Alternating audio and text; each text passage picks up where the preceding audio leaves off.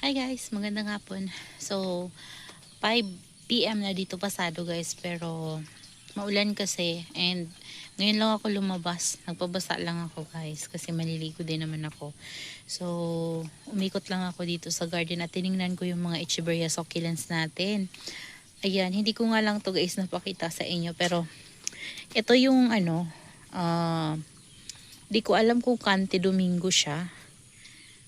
One head lang to dati guys, pero ngayon kasi sobrang kapal na niya, nag multi-head siya. So ang ginawa ko ay inano ko siya, inaprot. Yan, ito na siya guys. Oh, dito siya nakatanim.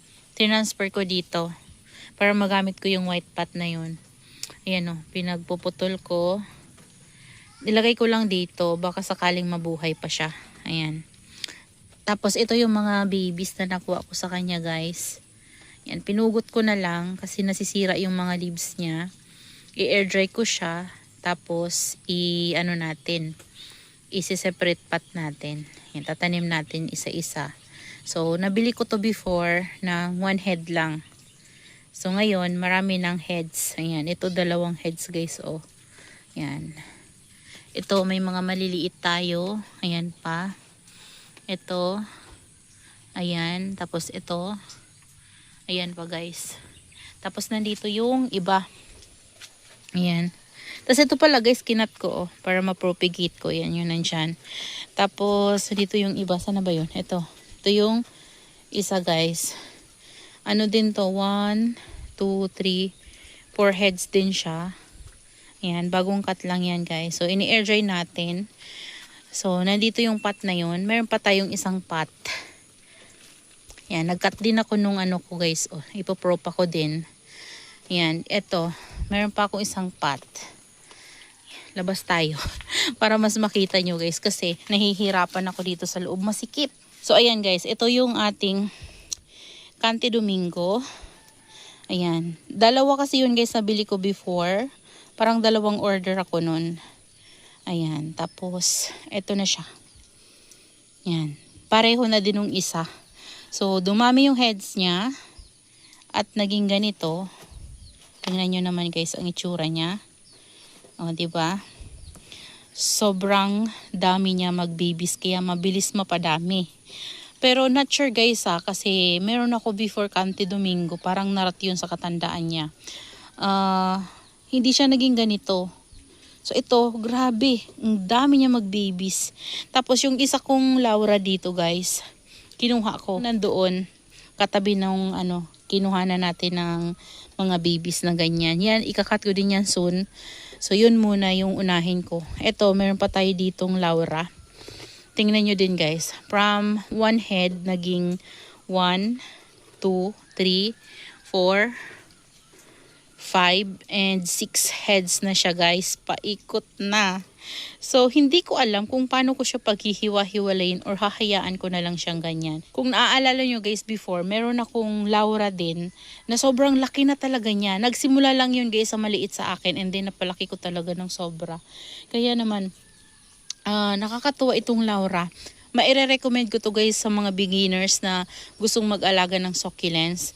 Ito, ayan, madami talaga siya mag-babies. Tapos ito, Laura. Ayan, meron pa tayong Laura. Ito yung galing sa napaka-big ko dati na Laura. So, ito na siya ngayon. Pinagtabi ko sa isang pot kasi wala na akong pot before. So, ayan siya. 2 heads. Tapos ito guys, 2 heads na naman. Oh, ang lalaki nila guys. Grabe oh. Oh. Paghihiwalayin ko din yan. Kapag may time tayo guys. Ayan, para kapag may gustong bumili dito sa akin, pwede ko silang mabentahan. Ito, meron pa tayong isa. Ayan, ito. Naging ano din siya guys. 1, 2, 3, 4 head siya. Ayan, ang hirap. Ano guys, ang hirap abutin. Ayan o. Diba? Yan guys, yung galing dun sa pinaka-big ko na Laura before. So, 'di ba pinaghiwa-hiwalay ko 'yon kung napanood nyo. Yung nakasubaybay sa atin, siguradong matatandaan nila 'yon. Ayan. Kinat ko yun sila. Napakalaki na nun guys. Kinat ko kasi nag multi-heads din siya. So pinaghiwa-hiwalay ko. So ito na yun siya. Ito, tsaka ito. Yung isa, nilabas ko sa rain or shine. Hindi ko alam kung nasaan na. Ayan. Tingnan natin dito. Ayan, ito. Ito guys. Tingnan nyo, lumiit siya. Kasi nandito siya sa rain or shine. Hindi ko lang siya guys mai-recommend sa rain or shine kasi medyo hindi maganda yung kinalabasan. Kasi yung isang heads na nahiwalay ko doon sa pinakita ko sa inyo. Ito, ayan o. Sa maliit na pot ko lang talaga yung siya nilagay kasi wala na akong white pot na ganyan na mapagtataniman. Kaya ito pinagtabi ko na. So ayan, tingnan nyo yung difference ng rain or shine. Tapos nasa loob ng greenhouse. O diba guys? Yan, pero buhay pa rin ha. Ayan o, si Laura, buhay pa rin naman siya. So ayan. So ngayon, ang gagawin natin ay puntahan natin nandito. Ayan, ito siya. Yung ating Laura na to. Gagawin ko, isasama ko siya sa pagkat doon para ma-air dry ko guys. Ayan kasi malalaki na to, nagsisiksika na. And tingnan nyo oh, regular size na yung mga babies niya para mabigyan naman ng space yung mother plant. So ayan oh, 2 heads din to. Ayan siya. Ayan. So ayan guys, kukunin ko lang yung blade na ginamit ko kanina. Ayan, ito yung blade na ginamit ko kanina guys. So, kakat natin tong babies na to. Hindi ko na to guys i-uproot. Kasi sayang naman. Tingnan nyo oh, ang ganda-ganda niya oh. Ayan oh. Ayan. Gusto ko kasi guys magtanim ng Laura sa ano, big pot. Yung parang batcha. Gagawin ko yun guys. Pupunuin ko siya ng Laura. So, magkakat tayo dito.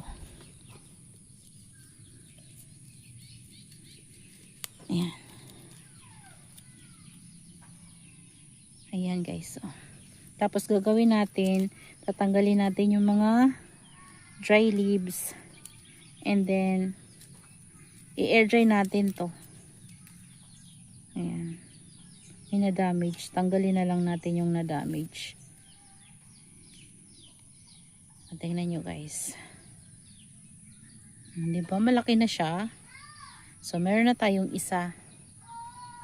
Ayan. Tapos, ito pang isa guys. Ayan. Maganda lang kapag blade yung gamitin. Makinis yung pagkakat sa kanya guys. Ayan. Sa mga beginners, i-ano nyo po, i-sanitize nyo muna yung inyong gagamitin na pangkat. Ayan, kagaya nyan. Para naman, kung mayroong mang ano dyan, hindi na ma-fungus yung ating succulents. Ayan. Tanggalin lang natin itong mga dry leaves. So, time na rin yan guys, para maglinis tayo ng ano natin, succulents. Malilinis natin yung mga ano nila, puno. Yan o, kasi ang dami nilang ano, dry leaves. And, alam nyo ba guys, ito si Laura, kapag sobrang napabayaan nyo talaga to, madami to magbigay ng dry leaves and pinupuntahan siya ng mealybugs. So far ito wala namang mealybugs guys. Ayan o. Ito pa, mayroon pa tayong isa. So, ayan o, yung kinata natin. Pwede pa yan guys magkaroon ng baby dyan. Pwede pa yan tubuan. Diba malaki na o. Sangganyan ko na guys. Ayan. So, may nafungus. Tanggalin natin yung leaves ng nafungus. Mga farina tong succulents na to. Sobrang nakakatuwa kasi napaparami ko yung Laura ko guys. Ayan. So ayan na yung puno niya. Sira na pala guys yung pot nito oh. Ayan oh. Ano na. Biyak na pero okay lang. Ang lalaki ng pamis na ginamit ko na toppings pala dito. So ito, ilalagay ko muna to guys sa hindi mababasa. Kasi doon na area na babasa to oh. Ayan. So dito ko muna siya. Para hindi siya mababasa. Yan, okay na siya dito. Hindi naman dito guys na babasa ng ulit. Ayan, napakarami nila guys na nakuha natin na babies. O, diba? Ang dami-dami nila. O, ayan. So, sa ngayon, dito muna natin to i-air dry. Yan, hayaan muna natin yan dyan, guys. Air dry natin para kapag tuyo na sila, may ugat na sila, pwede na natin silang ilagay sa pot. So, pagtataniman natin sa kanila. Ito, guys, yung cream tea ko. Ayan. Titingnan ko nga, guys. Ayan siya, guys. Nagkakaroon pa rin siya ng mushy leaves. Hindi ko alam kung bakit hindi talaga natigil yung mushy leaves niya, oh. Oh. Liliit ata to si cream tea.